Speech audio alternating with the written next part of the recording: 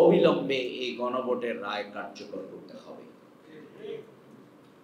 কারণ আমরা জানি গণভোটে কিন্তু আপনারা হায়ের পক্ষের লোক ছিলেন না।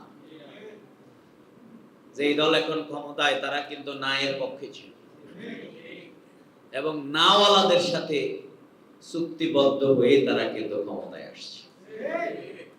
কিন্তু আপনারা অনেক চাপে পড়ে দেখলেন যে কেমন কেমন লাগে, হায়ের পক্ষে চলে আসছিলেন।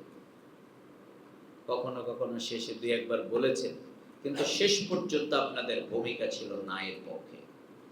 এখন প্রমাণিত হয়ে গেছে ক্ষমতায় যাওয়ার পর জনগণের গণভোটের রায়কে, সংবিধান সংস্কারের এই বিষয়কে 70% মানুষের সমর্থনকে পাশ কাটানোর মানেই হচ্ছে আপনারা আয়ের পক্ষে না, আপনারা নায়ের পক্ষে ছিলেন।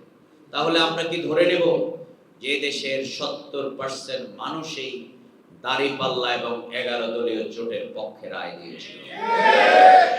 তার মানে আপনারা এটি যত বিলম্বিত করবেন, আমরা সরকারের কাছে দাবি জানাবো এই অধিবেশনেই যেন গণভোটের রায় কার্যকর করা হয়।